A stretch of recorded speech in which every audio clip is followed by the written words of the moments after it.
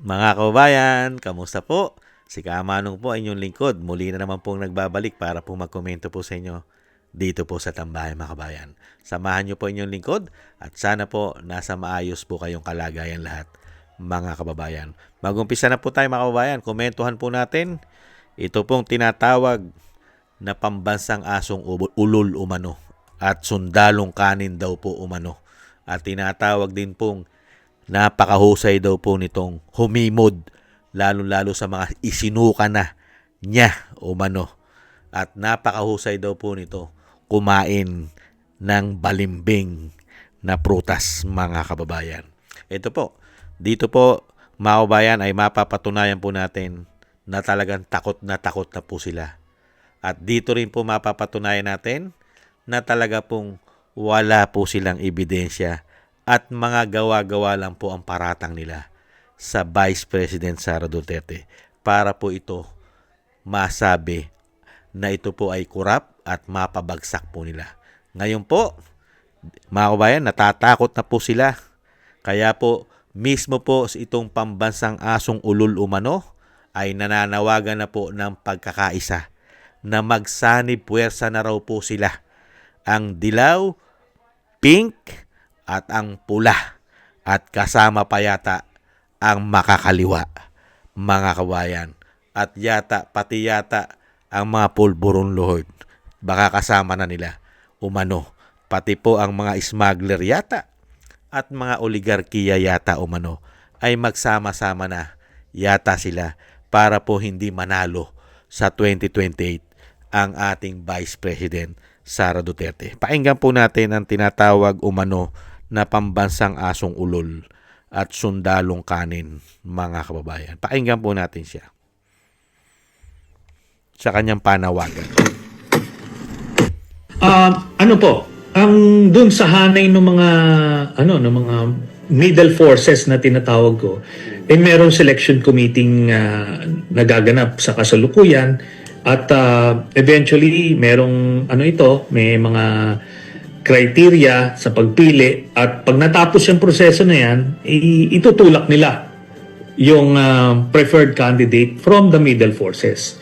Ngayon, doon naman sa administration side, ang nababalitaan natin, ang mga nag-aspire tumakbo for president, ay si General Nick Torre at itong si Secretary John B. Cremulya. So, yan naman ay sila naman ang bahala kung paano nila ipopromote sarili nila. Pero ako po, personally, ang tinutulak ko ay magsanib puwersa ito. Yung mga kakamping, yung mga middle forces, at yung admin para mas malakas ang puwersa para matalo yung mga Duterte sa 2028. Sir, yung pink force, Ano po, ang dun sa hanay ng mga middle forces na tinatawag ko, merong selection committee nagaganap sa kasalukuyan at eventually may mga criteria sa pagpili at pag natapos yung proseso na yan, itutulak nila yung preferred candidate from the middle forces. Ngayon, doon naman sa administration side, ang nababalitaan natin, ang mga nag-aspire tumakbo for president, ay si General Nick Torre at itong si Secretary John B. Cremulya. So, yan naman ay sila naman ang bahala kung paano nila ipopromote sarili nila. Pero ako po, personally, ang tinutulak ko ay magsanib puwersa ito. Yung mga kakamping, yung mga middle forces, at yung admin para mas malakas ang puwersa para matalo yung mga Duterte sa 2028. sir, yung pink force, Nakita niyo po mga tambay? Ganyang klase po ang mga tinatawag na mga salot umano ng bayan. Hindi po nagtatrabaho para sa bayan at sa mga Pilipino. Ang tinatrabaho po ay puro pang sariling interes na hindi na po mawala sa kapangyarihan. Sila. Hindi po para sa bayan at para sa taong bayan. Nakita niyo po, at least, nalaman po natin mga bayan kung anong klase pong mga tao at politiko nung pumasok po ang binagong Pilipinas. Magkakakulay pala.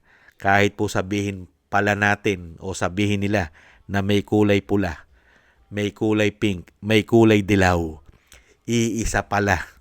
Iisa palang ang kanilang mga budhi umano at layunin sa bayan. Iisa pala. Puro po kapaki-pakinabang lamang umano sa kanila. Hindi po ba? Puro po pang sariling interes. At yan mismo, umamin na po. Umamin na po. Ito pong si Trillanes, kung lalagyan mo ng logic, mga kabayan, talaga po ang Vice President ay wala pong ninakaw na pera sa taong bayan. Bakit ko? Bakit po? Pag nilagyan mo ng logic, bakit po sila takot na takot sa 2028? Kung ang Vice President po ay napakaraming anomalya ng korupsyon. Kung totoo naman po ang kanilang mga ebidensya na magtutumbok at tutukuyin na ang Vice President ay mai-impeach talaga nila. Hindi po ba?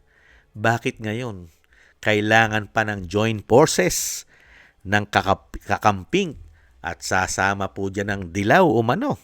At syempre po ay nasa middle class at ang mga pula. Mga kabayan, yung nagbigay po ng how many years na pahirap at salot sa bayan na mga politiko at mga kulay nila ay magjo-join forces daw po ayon sa kahilingan ng tinatawag na pambansang asong ulol umano. Yan daw po, kung siya raw po ang tatanungin, yun ang kanyang gustong mangyari. Dahil hindi po siya balimbing at hindi rin po siya sanay kumain ng suka. Hindi po ba? Dahil po sa kapangyarihan. Ganyan po. At ano naman po ang mga credential na mga hayop na ito umano?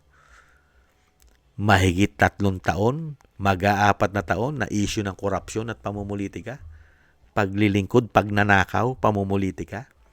At ano po ang credential ng mga kakamping at dilaw sa mga nagdaan na administrasyon sa kanila? Ano po ang credential, mga kabayan? Ikumpara mo sa pamilya Duterte, na hirap sila na pabagsakin ito. Hindi po ba, mga kabayan? Kaya nga po dito, mga kabayan, lahat ng ginagawa nila sa mga Duterte ay puro po ito gawa-gawa lamang. Ginagamit po nila umano ang kapangyarihan ng gobyerno para po gipitin at gawa ng mga issue na hindi naman totoo ang mga Duterte umano. Hindi po ba?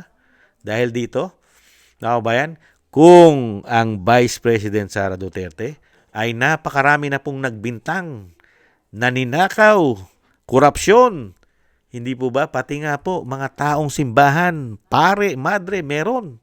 Nagbibintang, makakaliwa, at mga politiko na mga sakim at mga magnanakaw na mga politiko umano ay binibintang at nagbibintang rin sa Vice President. Pero sa kabila nun, takot na takot pa rin. At alam nila sa mga sarili nila na hindi nila kayang talunin sa parehas na labanan. Hindi po ba? Kasi kung siya sabihin mo na malakas ang inyong partido, malakas ang inyong pambato, malakas kayo sa politika sa Pilipinas, at hindi kayong kayang talunin dahil kayo nasa administrasyon at magkakakampi kayo, bakit hinihimok mo na magsama-sama kayo samantalang isang Vice President Sara Duterte lang ang makakalaban nyo? Di po ba? Walang makinarya, wala sa kapangyarihan. Ang kapangyarihan niya ay spare tire lang ng Pangulo. Limitado ang kanyang asset, limitado ang kanyang pondo, limitado ang kanyang kapangyarihan. Bakit takot na takot kayo? Pambansang asong ulol ng Pilipinas umano. Bakit takot na takot kayo sa Vice President? Bakit? Dahil lumalabas na kasi ang mga baho ninyo umano. Katulad ng ginawa nyo sa dating Pangulo. Hindi ba? Nangangamoy na. Pinatapon nyo ang dating Pangulo. Magkakasabwat yata kayo dyan, Trillanes. Hindi ba? Umano. At lumabas na po. Umaamoy na. Bakit? Wala pa palang mga witnesses na matibay na magtuturo at magdidiin sa dating Pangulo. Ipinalabas ng ICC at naghihimok pa. Nasamahan ang ICC ng mga nasa gobyerno na idiin si dating Pangulo. Nakita niyo po mga katarantaduhan ninyo. Pinatapon niyo ang Pangulo, ang dating Pangulo na wala pang mga witnesses. Ngayon pa lang naghahagilap. Hindi po ba katarantaduhan yan? At ganyan din ang ginagawa niyo sa Vice President. Tinatamnan niyo ng mga issue ng korupsyon, pero ang baho na ginawa niyong pagnanakaw ang sumisingaw. Hindi ba? Trillanes. Naging bulag ka na. Bulag, pipi. At nagpaagago ka na yata, umano. Kaharap mo na mismo at nakakasama mo na, umano, ang grupo ng mga magnanakaw na sinamahan mo ay ngayon protektado mo pa. Yata. Ganyang kakabulok yata ang politiko. Nagpakabulok ka na. Umano. Hindi po ba? Dahil po sa kapangyarihan. Kagahaman. Kasi wala na pong patutunguhan ito eh. Bagsak na po ang political career nito eh. Itong tao na ito. Totoo lang. Wala na pong kapanapanalo ito at kapag-pag-asa. Mananalo lang po ito kung bibigyan po ng tsansa ng COMELEC umano na manalo. Yata umano. Pero kung malinis ang botohan at halalan, wala na po magtitiwala na Pilipino sa taong yan umano. Dahil sanay na sanay kumain ng sariling suka. Nya umano. Hindi po ba, mga kabayan? Kaya dito po, mga kabayan, bistadong-bistado po. Hindi po nila kayang talunin ang Vice President sa malinis na halalan. Kailangan pa nila ng puwersa ng mga kapwa nila magnanakaw umano at pahirap at salot sa bayan umano. Kaya ngayon po, mga kabayan, hinihimok ni Pambansang Asong Ulol na magsama-sama po ang lahat ng pahirap at salot at magnanakaw sa ating bansa umano. Magsama-sama raw po ang mga magnanakaw, salot sa bansa, mga kababayan, para daw po talunin nila si Inday. Kailangan daw po nila magsama-sama. Ganyan po katindi ang mga politiko at mga dating politiko, mga kababayan. Sila po ang pahirap at salot sa ating bansa umano. Sila po ang nagpapahirap sa ating bansa dahil po sa kasakiman, kagahaman, sa kapangyarihan at pera. Hindi po ba, mga kababayan? Bistado na po natin sila. Hindi po sa Pilipinas at sa taong bayan sila naglilingkod. Naglilingkod po sila sa kanila pong mga sarili at kanilang mga bulsa. Hindi po ba? Yan po, mga kabayan. At syempre po, may mga karma naman po yan. May karma. Lalong-lalo po, yung mga wish ni Cara David at ng daan-daang milyon mga tambay na Pilipino at kasama pa mga OFW na nananalangin din po sa mga tao na panalangin ni Cara David na maubos na ang mga buhaya at ang mga kumakain ng suka at ang mga asong ulol umano sa ating bansa sa gobyerno ay maubos na. Ayon mismo yan kay Cara David, mga kababayan. Maraming salamat po, mga kababayan. Patawad po at pasensya na dahil po kailangan po nating itapik ang pambansang asong ulol umano. Dahil po natatakot na po sila at kailangan pong magsanib puwersa na po sila dahil po sa pamilya Duterte na hindi po nila kayang pabagsakin sa malinis na halalan. Kaya nga po lahat ay ginagawa po nila. Kahit po pera ng Pilipino ay ginagamit po nila sa pagpapabagsak sa mga Duterte. Kahit po buwis ng taong bayan umano ay gamit na po. Dahil po pag naupo po ang mga Duterte at ang Vice President Sara Duterte, ay makakamtan na po natin ang hustisya na mga pinagagawa po nila sa gobyerno sa ating bansa at ang mga pinahirapan po nila na taong bayan at ang mga pinagagawa po nilang pagnanakaw sa pera natin sa ating buwis ay makakamtan na po natin yan. Ang hustisya sa pamilya Duterte pag sila na po ang nasa Malacanang. Itaga po natin yan sa bato, mga kababayan. At isa po na iiyak at baka po mawala at baka po magtagurin, mga kababayan, ang tinatawag na sundalong kanin umano at ang pambansang asong ulol umano ng Pilipinas. Maraming salamat po mga tambay sa nagusto po natin tambay mga kabayan sa YouTube at TikTok. At ganun din po sa ating mga subscribers, sa mga nagbibigay po ng komento, like, share, and subscribe. Thank you po sa inyo. Shoutout po sa inyo lahat. Mabuhay po kayo. At thank you rin po sa mga nagbibigay po ng tulong. Shoutout po sa inyo.